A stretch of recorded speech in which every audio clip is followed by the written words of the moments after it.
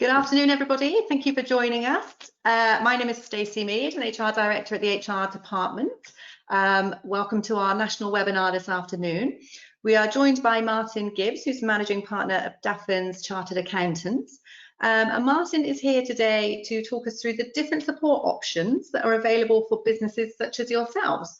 So hopefully some interesting information for you in this chaotic time that we're in at the moment. So we're going to have a brief presentation from Martin, which we think will run for about 25 minutes. And then what we'll do afterwards is have the options for questions and answers. As we're going through, you may have questions that you think of. If you can put those into the question box that you should be able to see on your screen, that will be great, and we can address those later on. So if that's all right with you, Martin, I'll hand over to you. Brilliant. Thank you very much, Stacey. Good afternoon, everybody. Yeah, so what we're going to be looking at is COVID-19 and looking and understanding the financial aid that is available at the moment to small and medium-sized businesses. But to start off with, just a brief introduction. So I'm Martin Gibbs. I'm Managing Partner of Dafferns Chartered Accountants. We're a single office firm based in Coventry in the West Midlands, right on the edge of Warwickshire. So just about me, I'm married. I've got two grown-up children, one beautiful 2-year-old granddaughter who's on screen. Rufus, my flat-coated retriever, and I like riding my bike in the Peak District and leaning it on my log store.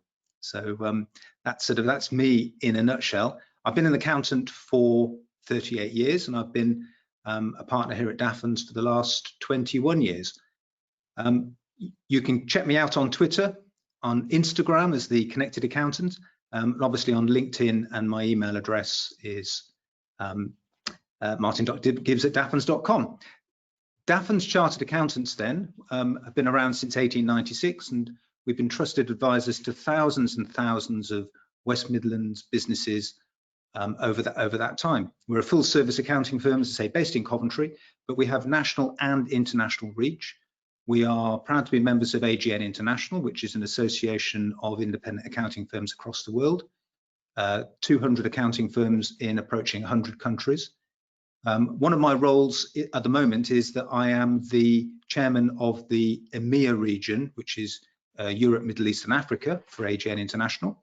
And a big part of our business is helping our clients do business overseas and helping overseas companies do business in the UK, and particularly in Coventry and Warwickshire. And we specialise in audit, assurance, accounts, tax and advisory. We do a lot of UK subsidiaries of overseas parents, SME companies, international businesses, big specialism in charities, and also private client advice and tax advice for individuals. So that's a little bit about Dafferns. Moving on to today's webinar then. Broadly, the government funded support for business at this time, we're going to look at 3 areas: loans, grants and deferred tax payments. So skipping on to the first of those, in headline terms, there's broadly 2 types of loans that are around at the moment. CBILS loans, which is the Coronavirus Business Interruption Scheme, and bounce back loans. So largely for small businesses, CBILS tends to be, the simple ones are up to 250,000. Bounce back loans are even easier to get, and they're up to £50,000. And both these schemes are around in their current form through to the end of November. But we're going to look at each of those in a little bit more detail. So starting off with CBILS. CBILS was launched, I think it was back in April, and originally they were quite difficult for businesses to actually secure.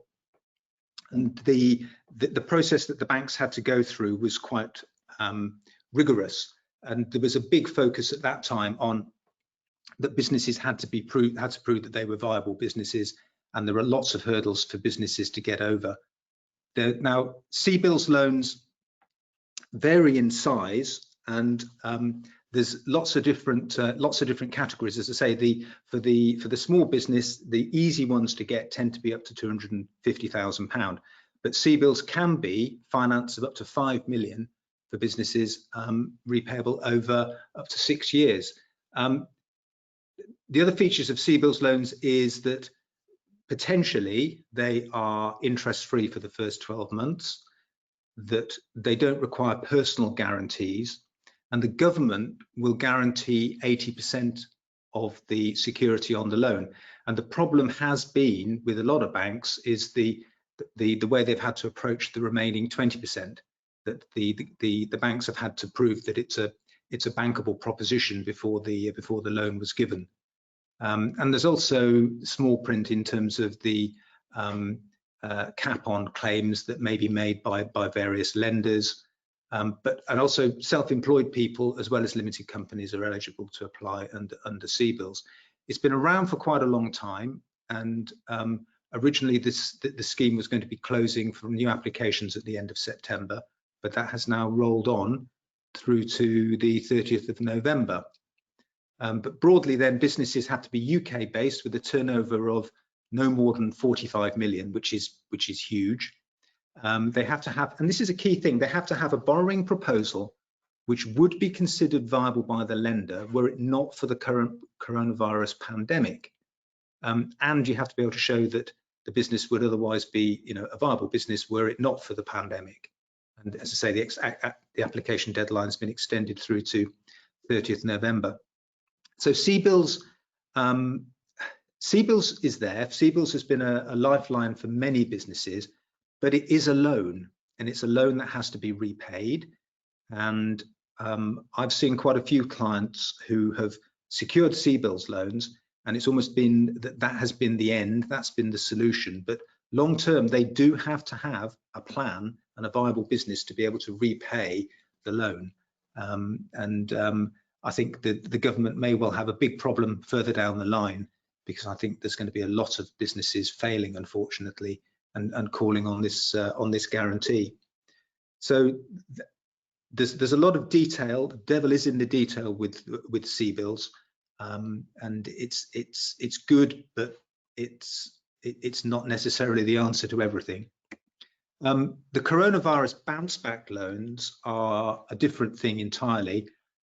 These are almost just tick a couple of boxes and £50,000 appears in your bank account.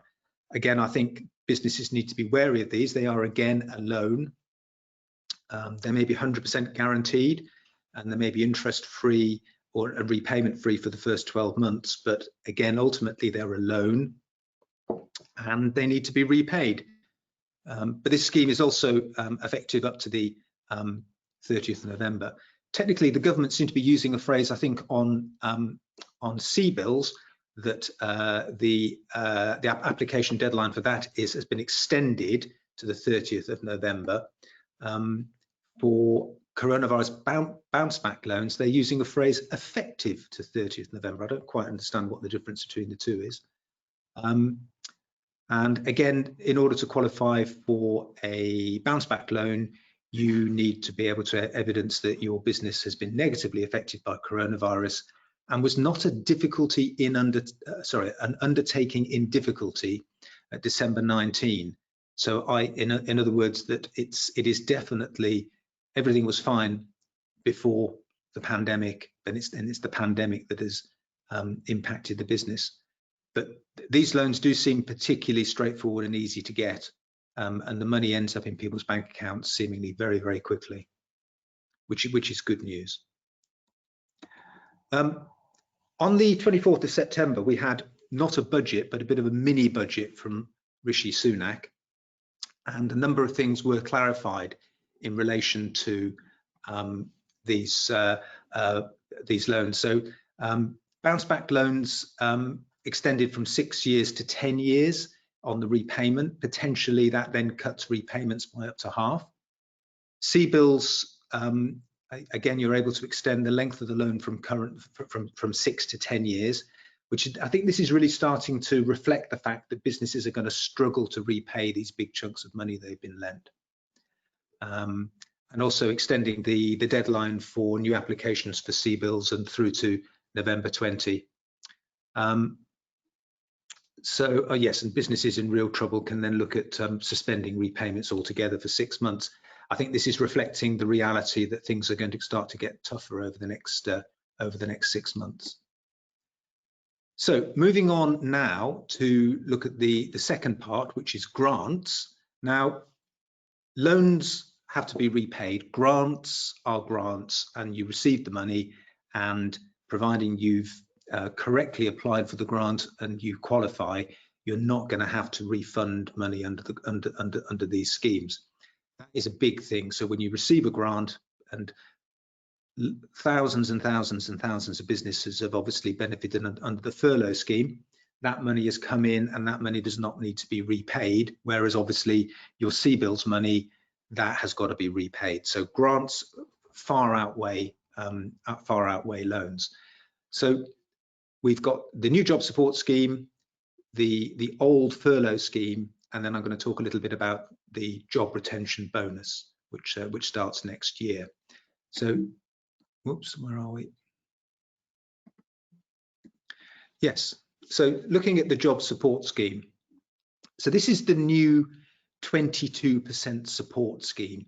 The mathematics gets quite complicated, but essentially when under the old furlough scheme, the government were funding up to 80% of furloughed employees' wages.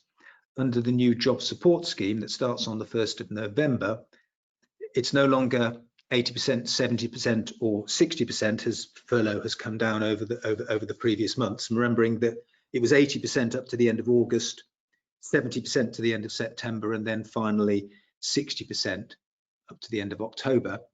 The government support under the job support scheme is effectively 22%.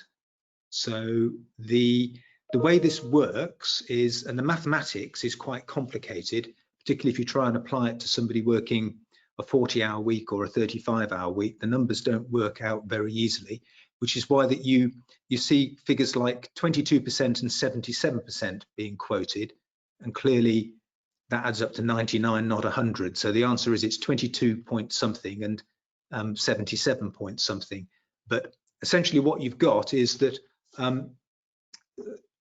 staff who previously who may have been furloughed, you may choose to put them onto the job support scheme, and under this employees have to work a minimum, and you have to pay employees for a minimum of 1/3 of their normal working hours, and for the remaining 2/3 you divide that into 3 pots so it's the other 2/3 gets divided into 3, hence the maths gets a bit complicated.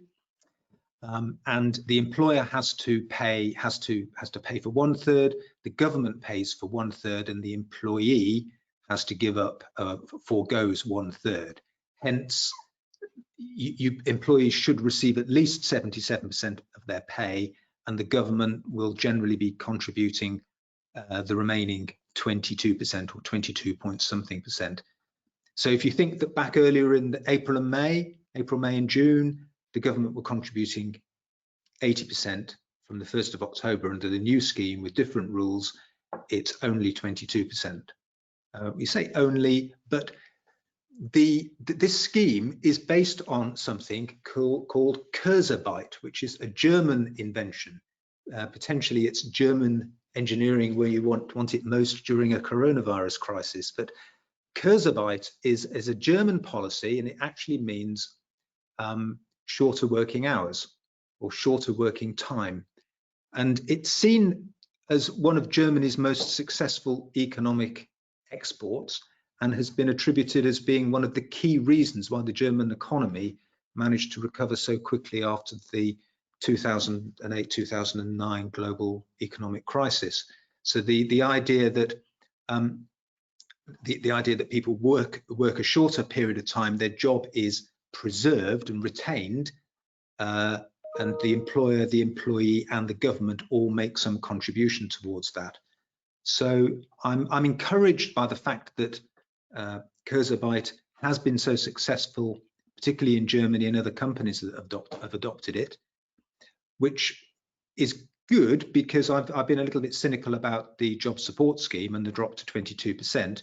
But clearly, if it has worked elsewhere, hopefully it will be the thing that really helps to underwrite a way forward for lots and lots of UK jobs. But turning back to the furlough scheme, as I say, the furlough scheme has been around since April, May, June time. So the current furlough scheme, or the coronavirus job retention scheme, as it's known as its full name, it comes to an end on 31st October. And the options on the slide here have come directly from the HMRC's website. So when the scheme closes on the 31st of October,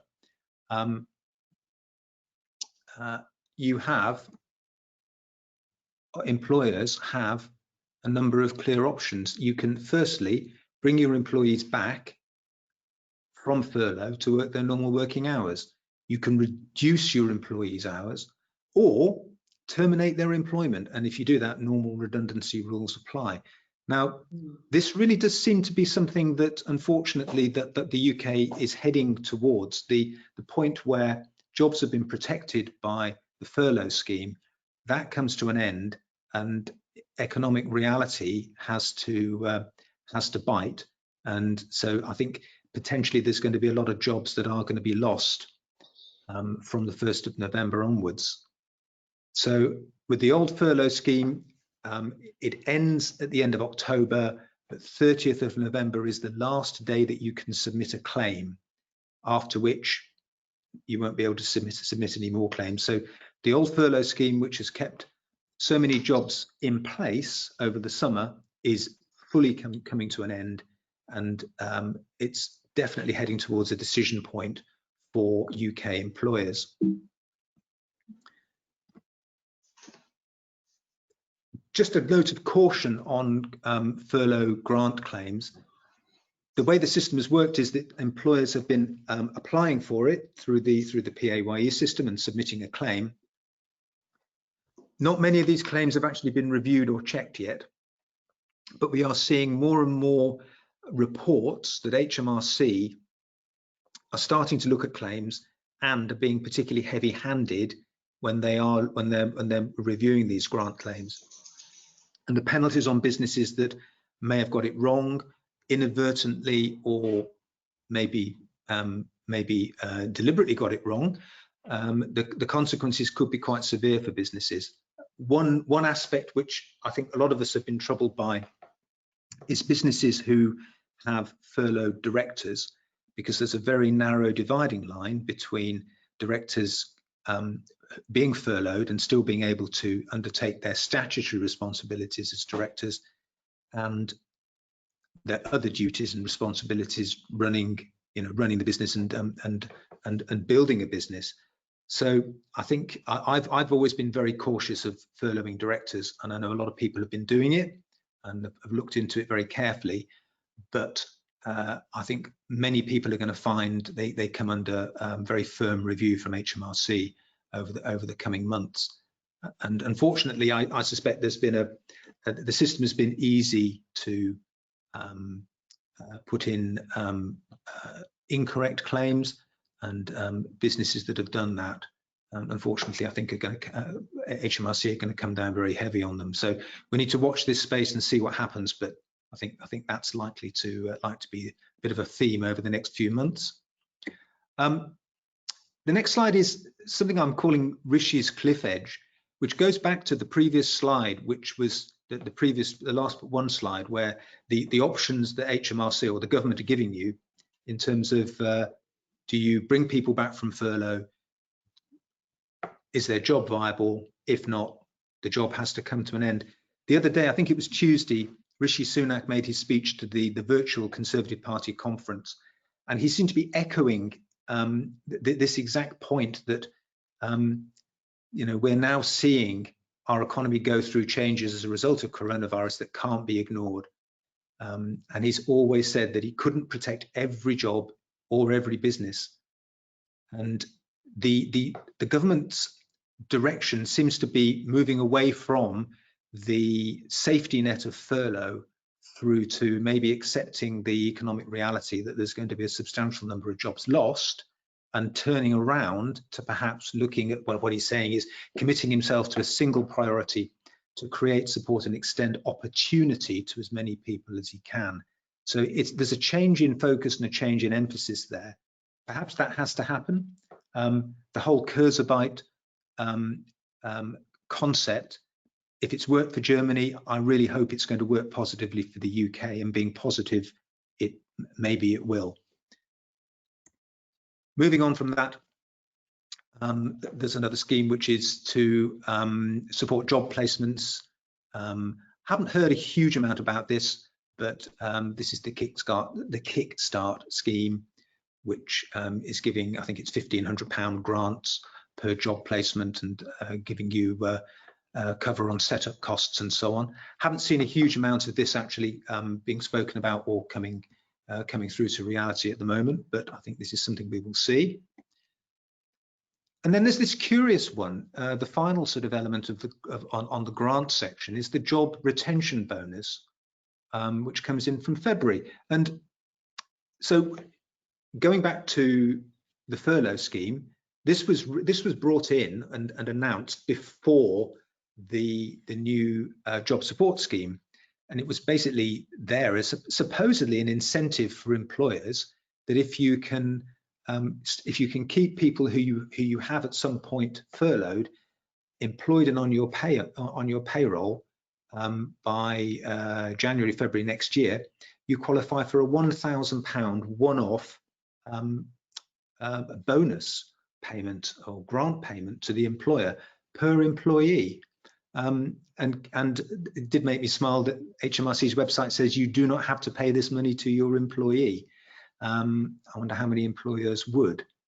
But again, I think a lot of businesses will just take the money on this, but it's not going to be something which I don't think any business is going to keep people employed just because there's a £1,000 one-off payment due to the employer in February next year. So it'll be interesting to see how that happens. I'm not convinced that's actually aimed in the right direction. Support for the self-employed. The self-employed were left outside the furlough scheme, but a grant scheme was introduced during the summer with an initial tranche that was paid over the summer, and there's going to be a second tranche of that will be paid, and it's looking at effectively emulating 3 months profits, but has been capped within the ambit of the £2,500 a month level that the furlough scheme applied to. So this was not something that anybody needed to apply for. If you are registered as self-employed, HMRC got in touch with you and paid you the appropriate amount of money. And where I've seen this happen, the calculations have been pretty complicated, but they've sort of got the right amount. But that has been extended to a second tranche of that after the initial tranche this year, earlier this year, back in the summer. Again, retail, hospitality and leisure grant funds. This was all applying to businesses who had properties with a rateable value. If your rateable value, if you were in the retail, hospitality and leisure sector and your property had a rateable value of more than £51,000, then it didn't apply to you. Under those levels, you could get grants of between 10 to 15 or up to £25,000. Again, a grant, really good. I've got clients that received the £25,000 grant in the retail sector. The money came in pretty quickly, came in much quicker than CBILS. And these grants were all distributed through local authorities. So in the Coventry and Warwickshire area, it would be through the LEP and through the local growth hub funding division of the LEP. In different parts of the country, it would be through different organisations. Back in the summer, the statistics that were being reported is that although a lot of money had been allocated, not all of that money had been claimed. So in other words, they had an idea how many businesses ought to qualify, but businesses had to apply, and not all businesses were actually applying. So that may be well something that it's worth following up on if your business is in that sector and the rateable value of your property falls into those brackets. Deferred tax of varying sorts. Now, I think the #1 big benefit for just about every single business in terms of government support during the coronavirus crisis was the ability to defer the VAT payment that was due in the quarter to June 2020. So for most businesses, that would be maybe their March 2020 VAT return that would have been payable in early May, but it was the VAT payment due in the quarter to June 20. Now, that was originally a 12-month deferment, and that provided an instant injection of cash, i.e., you didn't have a VAT bill to pay in May, so everybody's cash flow was immediately improved, and that has been a huge benefit to many businesses. But hanging in the distance has been this sword of Damocles, where come March 2021, they had to repay it and repay it all in one go. Now, one of the announcements that was made back on the 24th of September is that requirement to make the repayment in one instalment has gone, and it's now going to be in 11 installments from March next year. It might even be from April next year, but it goes out in 11 installments.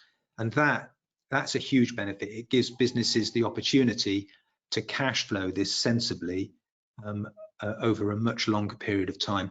And I do wonder whether that's going to have to be extended again further. But that has been the single biggest benefit I think a lot of businesses have had. The emergency VAT cut for the tourism and hospitality sector, that has been extended for another couple of months, and self-assessment income tax payers who need it are being given more time to pay. In fact, time to pay is something that all businesses need to be aware of. So this is the phone number. You just ring HMRC, and whether it's corporation tax, income tax, PAYE, national insurance, or VAT, HMRC are amenable to a plan, a payment plan, a deferment plan, and as long as you can put forward something sensible, HMRC do appear to be playing ball.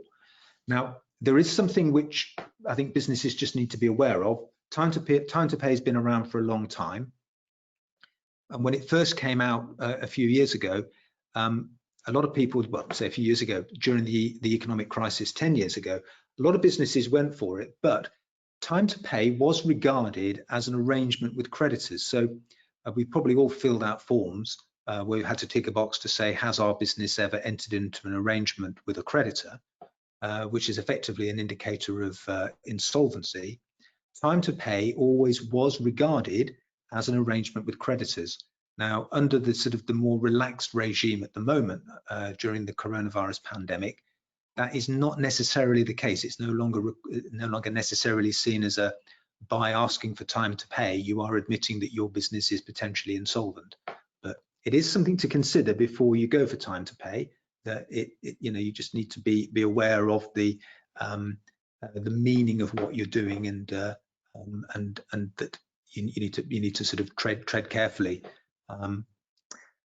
The other element, it's not really time to pay, but for the self-employed, the second payments on account for the 2020 tax year, the first payment would have been a payment on account in Jan 2020, the second payment in July. They'd already extended the payment of that through until I think Jan 21, but it's now been deferred further again to Jan 22.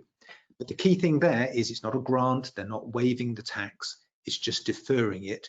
And at the point you've got to make that catch-up payment, there's going to be other payments on accounts for future years. So time to pay is good, but you've still got to pay it. Self-assessment and deferring tax payments is very useful, but you are just rolling a problem further down the road. So time to pay useful, but beware. Click back in, I can click forward again. So really, as we come to the end of the actual presentation part, just a bit of general advice. I think the key thing is for so many businesses through this coronavirus pandemic has been firstly going through a period where the business needs to survive, and measures need to be put in place to enable the business to survive. So for a lot of businesses, that has been furlough, it's been C-bills, it's been bounce back loans, it's been the initial measures you need to take to ensure that your business is actually in a position where it can get through this. And moving on from that, there's a second phase where businesses have perhaps had to pivot and adapt their business model, change their focus, change the way they work, whether it's getting used to working remotely from home, changing their product line, changing the way they market themselves, but they've needed to pivot and adapt their business model. There's a third phase of that which I haven't put on this slide because which is the Thrive phase. At Dafferns, we did a webinar series over the summer, 3 webinars, one on Survive, the second on Pivot, Adapt, and the third one on Thrive. I don't think many businesses are anywhere near the Thrive phase at the moment. So for the purpose of this presentation, I think we just focus on the first 2 phases. But some basic advice really in terms of what businesses can do through the survival and pivot adapt phases. And for this, I just wanted to give a quick thank you to my friends at BRI, Business Recovery and Insolvency, because I've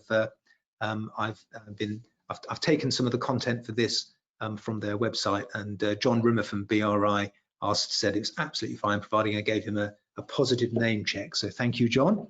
But very briefly, keep calm and carry on. And I think, that's the first thing. It's a difficult time for everybody, for employers and employees, and for all businesses. So just keep calm, plan, think your way through it. Secondly, putting people first. It's very important to make sure that you've got a COVID-safe workplace for your employees, and make sure that you're following government guidance on how you're dealing with your employees and how you're dealing with your customers. So people come first, businesses can be fixed at a later date. Cash is king. This has always been the way, and I think I would say to every business, make sure you've got an up-to-date, viable, robust cash flow forecasting model.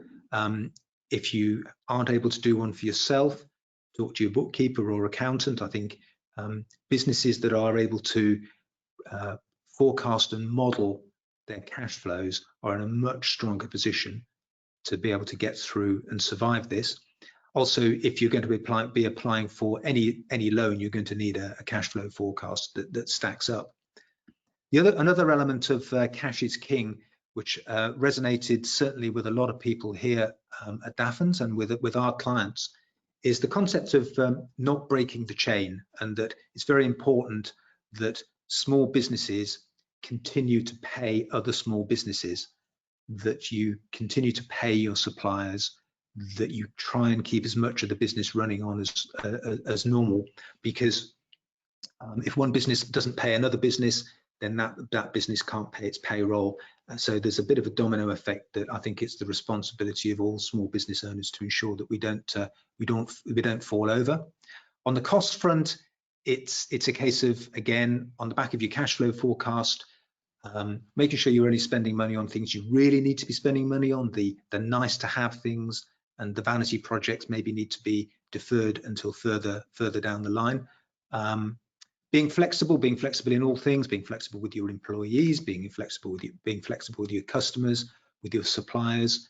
We're all going to have to think and be more agile in the way we approach business problems. Contemporaneous notes. This is a very good one, particularly if any business is potentially having any issues at all. It's very important, I think, that business owners and directors are making board minutes or notes and date stamping them, so that if at some future point they need to evidence, for example, why they thought their business was a solvent proposition at a particular point in time, or why they decided to apply for a particular loan, or why they placed a big order with a particular supplier. I think having contemporaneous notes is something which is it's just a really solid piece of advice for lots and lots of businesses. The best way to perhaps do a contemporaneous note is to just send an email to one of your co-directors or a colleague to say, this is what we talked about today. And if you send the email, then obviously it's time and date stamped.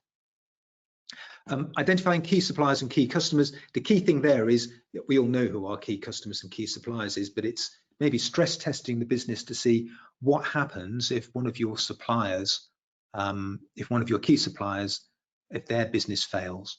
and what happens if one of your key customers, if their business fails. So, and the role and impact on you. And part of it is just a bit of scenario planning to work out the, what you might do under those circumstances. The next one is get advice, and I think this is as if any business that may be in trouble, getting advice is key. And I think on BRI's website they talk about businesses trading in the twilight zone. So this is businesses where the directors think they might be in trouble, but they continue trading and potentially exposing more suppliers, banks and other organizations to money that they're effectively borrowing off them. You have to be very careful at the point that a business may no longer be a going concern, and getting advice and talk to your accountant. Now, I'd say your accountant is a great start point. Insolvency work and insolvency advice is licensed, so you would need ultimately to speak to a licensed insolvency practitioner like our friends at BRI, but your accountant will be in a good place to introduce you to somebody who will be able to help you. And I think lots of insolvency practitioners at the moment have been spending their summer really giving lots of free advice to businesses. I don't think many businesses have actually gone into insolvent liquidation at this stage. A lot of it is businesses just working their way around various scenarios and looking at options. And that really leads on to the final point here, which is there a plan B? And that's more just an observation from me, really. And I think in talking to a number of insolvency practitioners, what a lot of them have said is that they have spent the summer, if they've been liquidating businesses, it's been solvent liquidations. So a business which is not insolvent, which has not gone bust, but a business which, for a whole range of reasons, remains viable, but the business owners have just decided to wind it up. And it does sound a drastic option. But having been an accountant for 38 years, I've not come across businesses going through a solvent liquidation where the business remains profitable, other than the fact that I've seen 3 businesses do it in the last 9 months. And it's a drastic option, but I think it is part of the part of remaining agile and pivoting and adapting your business model, that a lot of businesses have a substantial asset value, and some of that you may be able to turn into cash. And if longer term the business isn't viable, it is worth talking to your accountant and getting some advice as to whether a radical plan B is something that you could consider. And but that's it, really. I think it's going to be a challenging time for lots of people moving forward. The government are definitely going to have to do more and offer more support as the COVID crisis carries on. There's every indication that we're still going to be doing this in 6 months' time. So that's it, really. I'll welcome any questions. Stacey, I don't know whether whether any questions are sitting there. Brilliant. Thank you, Martin. That was really useful. There are a couple of questions. Just a couple of points that actually I picked up on. You were saying about the job support scheme and that it's coming later on in the year from the 1st of November. As ever, when we've been going through all of this, all us HR people have been waiting on a Friday night, the night before it's all due to start, for a new announcement from Rishi. So we are all poised for the 30th of October, but I'm sure that's when the final rules will come out. So everybody just bear that in mind. It might be really short notice that we get the specific details of the scheme. So just something to point out there, just for people to be aware. Well, because you'll remember as well as we do that when the furlough scheme was launched, and it was, this is how it's going to work.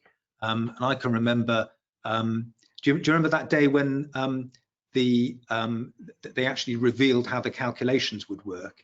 And they were worked in a really weird way that nobody had thought of, and everybody's spreadsheets that they'd worked out in advance had to be completely redone.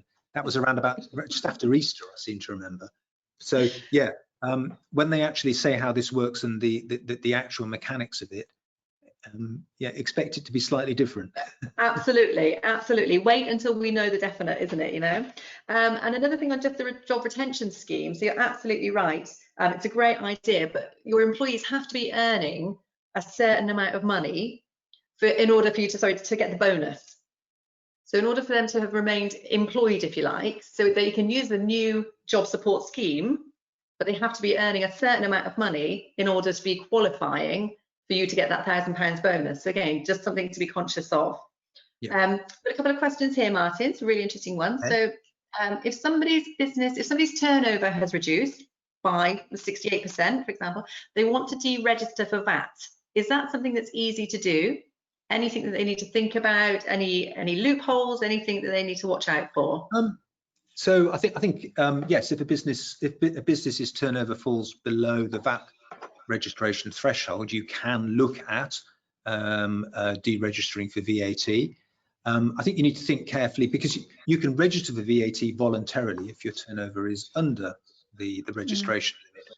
So I think businesses perhaps need to think through why they're deregistering. If they think their business is permanently going to be under the VAT limit, then maybe deregistering is an idea.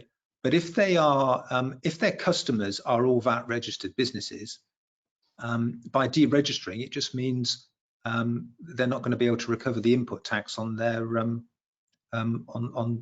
their costs other than payroll costs. So deregistering for VAT, it might get a bit of bookkeeping compliance, but I think, yeah, I'd talk to your accountant, because everybody's circumstances are going to be different. Do you mean it would have an impact for this person's customers? For who, sorry?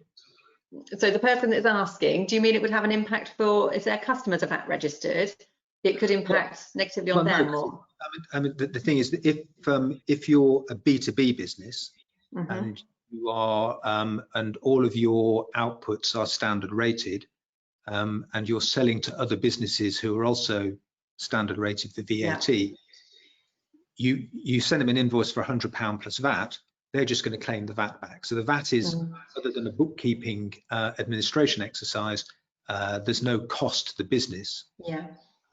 If you deregister for VAT, you'd only be billing people £100. There'd be no VAT on it, so it has no impact on your customer. They're just going to have an invoice without VAT. But of course, if you're not VAT registered, it means that you're not in a position where you can claim back for them to claim it back. You're charged. So so what you have to watch is that it might be simpler not to be VAT registered, but equally you're going to forego the ability to claim VAT inputs.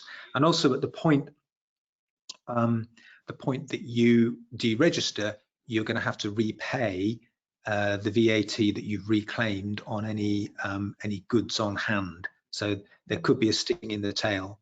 I don't know, if you bought a van, commercial vehicle, claim the VAT back on it, you deregister for VAT, you're then going to have to repay the VAT on the value of your van. So it's not always as simple as it might seem. So so possibly some downsides to it then. Yeah, so take advice, get advice, talk to your accountant, talk to your bookkeeper. It might seem a really good idea, let's deregister VAT. We don't need to do it, but there could be a sting in the tail. So just make sure you think it through. Okay, brilliant. How about this one then? So I'm not aware of any support for businesses that are ongoing, viable businesses, but you might know differently. If we need to make redundancies, can we get financial support for this?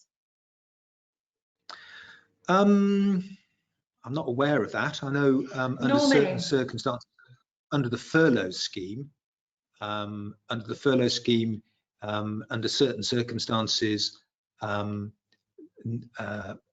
people being made redundant under their notice period could be covered by furlough. You need to make sure you did it in the right way. But with the furlough scheme disappearing now, no, there isn't a. I'm not aware. If people sort of haven't started that redundancy process already, then you're right, they might not be able to utilise the furlough scheme to the full extent for people's notice periods and things.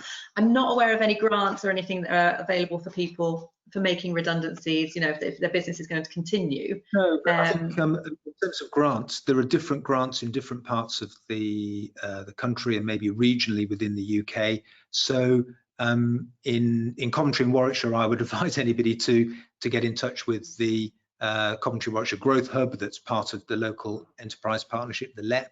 There will be LEPs in other areas, and So in Coventry and Warwickshire, the Growth Hub acts as a bit of a portal for all sorts of different types of grant funding for all sorts of purposes.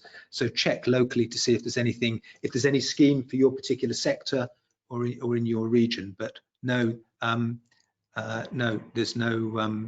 I'm not aware of any grants available to make people redundant. No.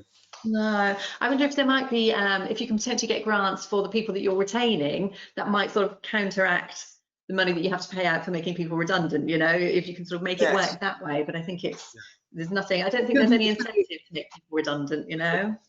The sort of the Kurzarbeit model at 22%.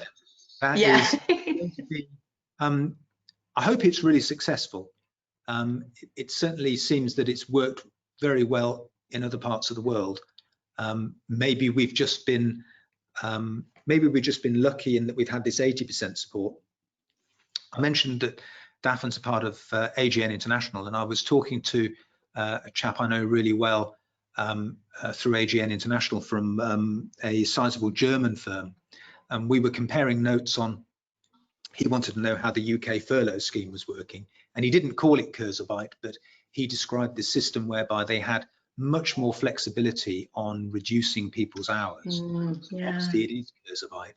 And at the time, I thought, oh, well, you know, that's a huge amount more flexible than what we're facing, albeit that we've got a bigger subsidy at the moment. So, be interesting to see what happens with that. Yeah, okay. So one question I have actually, Martin, as we were going through, when you were talking about the loans and things like that, and that they're extending the C-bills and the bounce back loan from 6 to 10 years. So when, is there like a maximum time that people could extend things over? For example, when they're talking about the time to pay with HMRC, is there a maximum time that HMRC will give people to pay things back? No, to pay. What I've seen clients being able to negotiate is relatively short-term things, but HMRC do seem open to a sensible conversation. If you go to them with a proposition, I don't know, we owe £60,000 of corporation tax that we're having to pay on the 1st of November. We aren't going to be able to pay it, but you know, they might say, okay, well, what can you pay on the due date? They might accept, I don't know, £20,000 on the due date, and then instalments of £5,000 a month every month or every 2 months after that. So HMRC do seem open. There's no fixed rules for this. Okay. But, I think it's having a sensible conversation with them, being realistic, and if you put something forward that is sensible and manageable for your business, HMRC will probably agree to it, providing you know that you're up to date on other taxes. So, for example, going back to the old furlough scheme, in order to get your furlough grant, you needed to have your PAYE payments up to date. So it wasn't going to work asking for time to pay on PAYE at a point when you were receiving a furlough grant. So you know, there's a sensibleness check on this. Okay, brilliant. That's good. That's positive news. And you mentioned earlier about the loans that are for when businesses are really struggling. And so is there a definition of what a business really struggling means, or it's going to be, well, I don't know, business really struggling. I think the definition of a business being insolvent is being unable to pay their debts as they fall due. So providing you can come to an arrangement or put funding in place that you can pay debts as they fall due, be it through any form of bank funding or external funding, then you can sort of stave off insolvency. But a business that's really struggling, it's going to mean different things to different people. For different businesses. Yeah, I think, you know, certainly in the entertainment sector and the leisure sector, you know, I do worry about big sports and exhibition and concert venues where they've had zero revenue for the last 6 months, and potentially, you know, you look at theatres and cinemas, Cineworld temporarily closing all their cinemas in the UK and across the US. You know, so that is a that's a business that, is it struggling? Well, I'm not sure what its financial position is, but if any business goes without revenue for 6 months or 12 months, if it goes without revenue for 6 months with no prospect of revenue in the next 6 months, I think any business that started off as a sound business is going to be in trouble. So there's no one definition for a business. It all comes down to business planning, business forecasting, having a firm handle on your numbers, and making sure that you've got good accounting software, which is easy to use, that enables you to get that information very quickly. Brilliant, thank you. I think we've got one last question, which might be more of an HR question actually, so there might not be a few months in. Over to you. Have a break. So the last one is, can you vary the hours on the new job scheme? So the new job support scheme. So I'll answer this one if you want, Martin. So yes, you can effectively. It has to be a minimum of 1/3 of the hours that the employee would normally work. And interestingly, so what you can do is people can flit in and out of working. So you could work one week and perhaps not the next, and work the following week. But each time they work, it has to be, each short time working arrangement needs to be over a 7-day minimum period. So it can't be sort of a day in, a day out, a day in, a day out. So there needs to be some consistency. So yes, you can vary the hours, but it still needs to comply with the rules as ever. So I think that's the end of our questions, Martin. So thank you very much for your presentation today. I think the key point in all of this is, if you are unsure, to make sure you're getting advice from the experts. And you know, there is support out there for everybody, and it's just making the first steps to get that advice and support for you guys. So thank you everybody for attending. I hope this has been useful for you, and I understand that a copy of the presentation will be sent out to everybody for you to review later on if you'd like to. Thank you. Thank you very much. Bye. Bye.